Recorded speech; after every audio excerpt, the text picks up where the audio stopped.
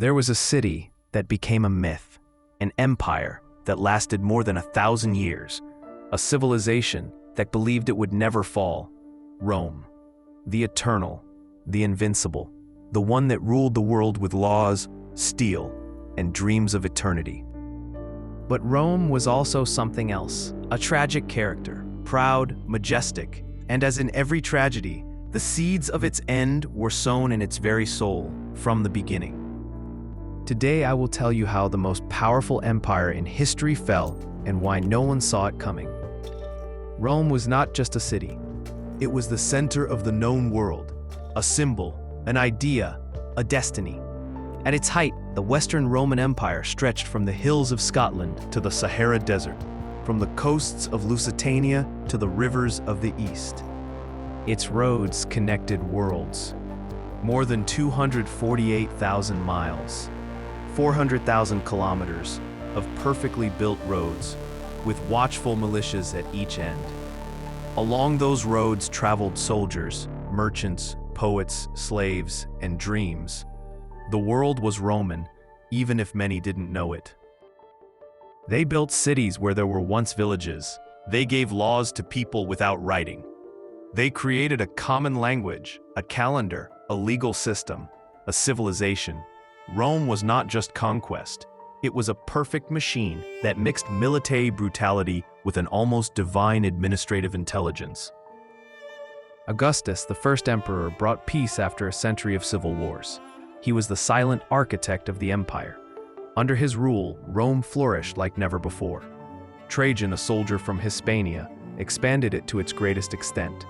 Marcus Aurelius, the philosopher-emperor, fought on the northern frontiers while writing meditations on the soul and virtue. But even in those golden days, something was already cracking. Rome was not a solid block. It was a mosaic of peoples, religions, languages, interests, and holding that puzzle together required more than strength. It required a will that, over time, began to fade. Rome was not destroyed by an enemy's sword. It wore down from within, like a great ship that begins to sink not from a storm, but from cracks in its hull. The Senate, once sacred, became a theater of personal interests.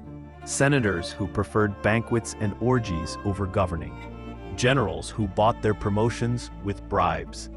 Emperors like Commodus, who believed himself to be Hercules reborn and played gladiator in the arena. When leadership becomes spectacle, power loses respect. The economy collapsed. There were no longer conquests bringing gold from the east. The mines were exhausted. The currency devalued. Trade slowed. Inflation devoured wages. The people grew poorer.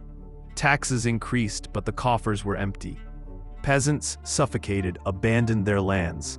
They sought refuge in the villas of great landowners, unknowingly laying the foundations of what would become medieval feudalism. And Rome was dividing, not only between rich and poor, but between East and West, between Latins and Greeks, between citizens and foreign soldiers. In the year 235, an uncontrollable spiral began. 26 emperors in just 50 years. Most of them were assassinated. The Roman throne became an electric chair, and the emperors, pieces on a board full of betrayal. In 285, Emperor Diocletian, in a desperate attempt to save the system, split the empire in two, East and West. It was a logical decision, and also a silent surrender. We can no longer handle everything.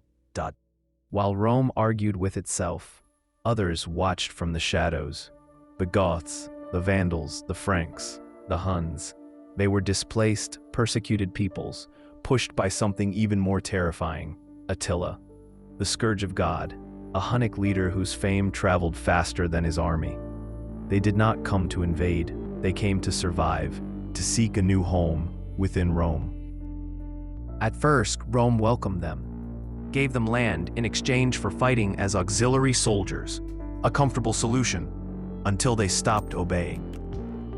Year 378, Battle of Adrianople. Emperor Valens underestimates the Goths, attacks without waiting for reinforcements, and dies. along with half the Eastern Roman army. It was the first major wound, a sign the world no longer feared Rome. Year 410. Alaric, king of the Visigoths, does the unthinkable. He sacks Rome. For the first time in 800 years, the Eternal City falls. It wasn't the end, but it was a warning. By the mid-5th century, the Western Empire was a shadow. The emperors were puppets, placed by generals or by Germanic tribes. They changed every few years, some every few months. Authority no longer emanated from Rome, but from whoever had the biggest sword. Flavius Aetius, the last great Roman general, held back Attila at the Battle of the Catalaunian Plains in an epic clash. It was a victory, but it didn't change destiny. Valentinian III, jealous, had him murdered. Rome kept shooting itself in the foot while the ceiling was caving in. Year 455. The Vandals sack Rome again, and this time without mercy. The walls still stood, but the spirit was gone. Year 476. Romulus Augustulus, a powerless teenager, is deposed by a Germanic chief, Odoacer. There was no battle, no resistance, no tears, only silence. The most surprising thing is that many didn't even notice. The markets stayed open, the churches continued their rituals, the peasants sowed, the merchants traveled. Some didn't even know there was no longer an emperor. That's the tragedy. It wasn't a collapse, it was a fading away. Rome didn't fall in a single day. It fell 1,000 times, in 1,000 different moments. Each time it ignored a warning. Each time it chose pride over reform. Each time it believed it was eternal, simply because it had once been great. The fall of the Western Roman Empire is not just history.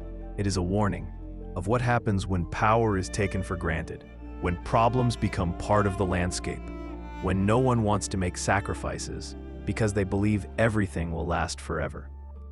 Rome fell slowly, so subtly that when it was gone, many thought it was still there. No empire falls suddenly. It only seems that way when it's already too late. Maybe the real lesson of Rome isn't how it fell, but how everyone saw it coming and no one did anything. Because that's not just ancient history. It's the echo of our present, and maybe of our future. If this story made you think, if it surprised you or stirred something inside you, subscribe. Because there are many more hidden truths in the ruins of the past waiting to be told.